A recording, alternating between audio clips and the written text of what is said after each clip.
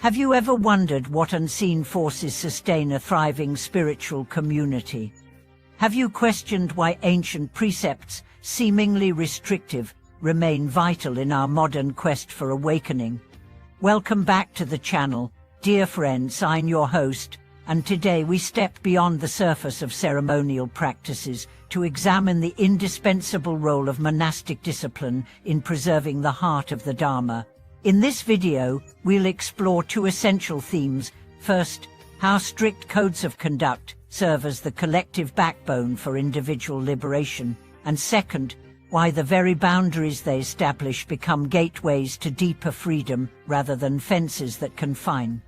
Through vivid historical anecdotes and contemporary reflections, we'll journey into monasteries where even the smallest infraction could ripple through the entire Sangha, and we'll meet practitioners who discovered that true liberty arises not from bending rules to personal preference, but from aligning the will with an ethical framework designed to protect the mind's clarity.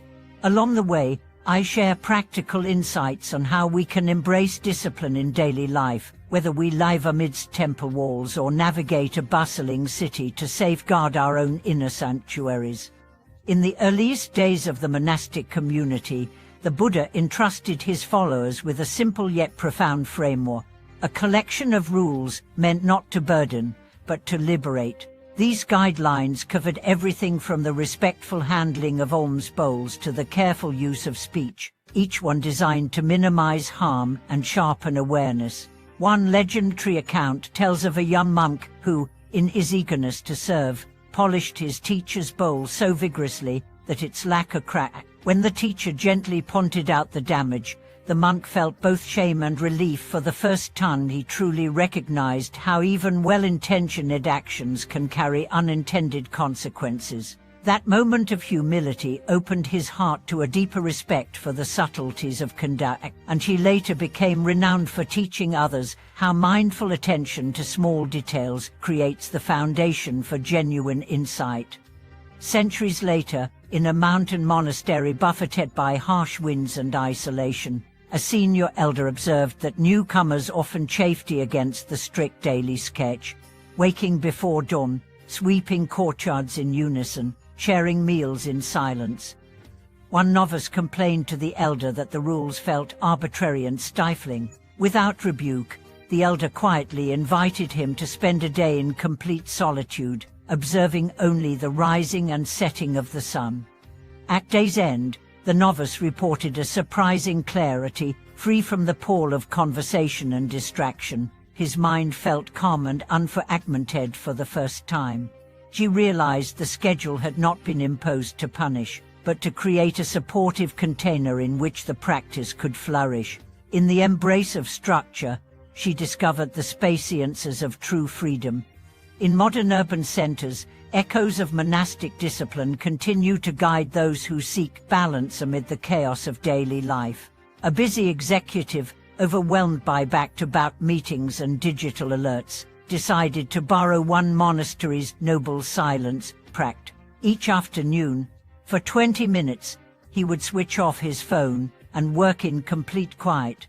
At first, the absence of email notifications felt like a deprivation, but soon he noticed a profound shift. His decisions became clearer, his creativity surged, and his interactions with colleagues grew more present and empathetic. What began as an experiment with monastic form evolved into a personal refuge he carried within, a reminder that even in the busiest schedules, moments of silence can restore our natural balance. Another contemporary example involves a community center that adopted a 10-rule code inspired by the monastic precept: speak truthfully, refrain from gossip, treat every guest with respect, and so on. At first, some volunteers dismissed these guidelines as overly formal, yet as they began to embody the code, they observed that conflicts dissolved and cooperation deepened. Newcomers felt welcomed by the consistent tone of kindness, and long-standing members rediscovered their initial enthusiasm. The daily recitation of these principles at the start of each shift became not a ritual to endure, but a shared anchor that unified the group's purpose and protected its collective energy. Within the monastery walls themselves, the interplay of discipline and compassion unfolds in countless small dramas. A senior brother once saw two novices arguing over the proper way to fold their robes. When he intervened, he asked each to reflect on the intention behind their concern. Was it pride, fear of judgment, or genuine care for the practice? As they sat in silent self-inquiry, the argument dissolved into mutual acknowledgement of their insecurities. In teaching them to look beneath surface behaviors to underlying motivations, the elder demonstrated how the rules serve as mirrors, revealing the heart's hidden patterns so they can be purified through honest reflection. The transformative power of monastic regulation also appears in moments of crisis. When a fire broke out in a remote hermitage, the community's well-rehearsed response alarms raised, buckets passed in disciplined lines, injured monks supported in a consequence of care prevented panic and saved both lives and precious texts. Years later, those same monks credited their ability to act with clarity under pressure to years spent memorizing and living the Vinaya, internalizing its precise protocols so that in the face of chaos, their bodies and minds responded as one. Ultimately, monastic rules matter because they guide practitioners away from the fragmented habits of fear, desire, and confusion, and toward a unified state of ethical integrity and mental clarity. By embracing these boundaries not as rigid walls, but as guardrails, they free the heart to open fully.